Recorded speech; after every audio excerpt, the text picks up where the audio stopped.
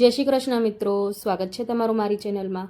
આજે આપણે બનાવવાના છીએ ખૂબ જ ટેસ્ટી અને ફક્ત 5 જ મિનિટમાં બનીને રેડી થઈ જાય એવું શિમલા મરચાં અને ડુંગળીનું શાક।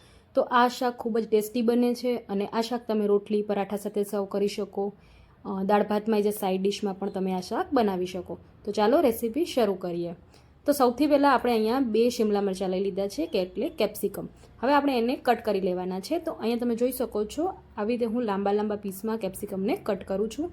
તો બધા કેપ્સિકમને આપણે આવી રીતે પતલા અને લાંબા પીસમાં કટ કરી લેશું।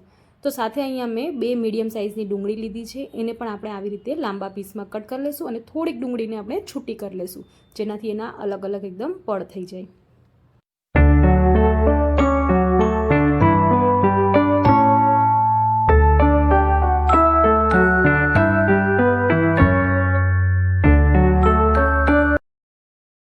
તો અહીંયા ડુંગળી અને કેપ્સિકમ બંને કટ થઈ ગયા છે। હવે આપણે શાકનો વઘાર કરી લઈશું। તો એના માટે આપણે અહીંયા એક પેન લઈ લઈશું, એમાં આપણે 2 ચમચી જેટલું તેલ એડ કરવાનું છે। તેલ ગરમ થઈ જાય એટલે અડધી ચમચી રાઈ અને અડધી ચમચી આપણે એમાં જીરું એડ કરશું।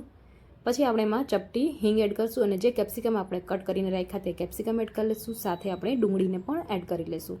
સ્વાદ પ્રમાણે મીઠું અને ચપટી એટલે કે અડધી નાની ચમચી જેટલી આપણે અહીંયા હળદર એડ કરવાની છે। હવે સરસ આને મિક્સ કરી લઈશું। તો અહીંયા 2 થી 3 મિનિટ સુધી આપણે કેપ્સિકમ અને ડુંગળીને સાંતળવા મૂકી દઈશું। તો 2-3 મિનિટમાં આપણા ડુંગળીને કેપ્સિકમ સરસ ચડી જશે। તો તમે અહીંયા જોઈ શકો છો કેપ્સિકમ અને ડુંગળી એકદમ સરસ ચડી ગયા છે, એકદમ સોફ્ટ થઈ ગયા છે। હું તમને કટ કરીને પણ બતાવું છું। તો હવે આપણે એમાં બીજા બધા મસાલા એડ કરી લઈશું। તો અહીંયા સૌથી પહેલાં આપણે એડ કરશું 1 ચમચી જેટલા સફેદ તલ, સાથે આપણે એડ કરશું અડધી નાની ચમચી વરિયાળી ખૂબ સરસ ટેસ્ટ આવે છે એટલે જરૂરથી એડ કરજો।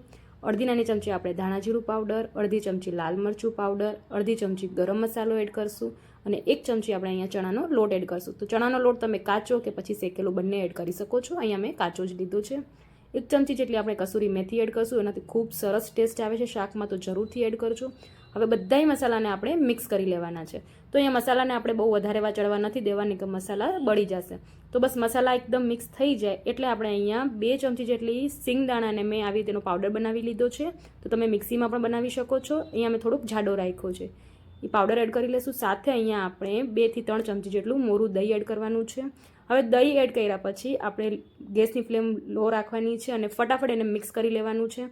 તો અહીંયા આ વસ્તુનું આપણે ખાસ ધ્યાન રાખવાનું છે કે દહીંનું પાણી ન થવું જોઈએ। જો દહીંનું પાણી થઈ જશે તો શાકનો ટેસ્ટ જરાય સારો નહીં આવે। તો ફટાફટ આપણે લો ફ્લેમ ઉપર આને મિક્સ કરી લઈશું અને એકદમ સરસ તમે જોઈ શકો છો આ શાક બનીને આપણું રેડી થઈ ગયું છે।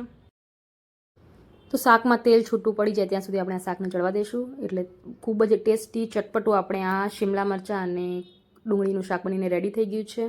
તો તમને મારી આ રેસીપી કેવી લાગી મને કોમેન્ટ કરીને જરૂર જણાવજો અને હા, વિડીયો ગમ્યો હોય તો વિડીયોને લાઇક અને શેર કરી લેજો।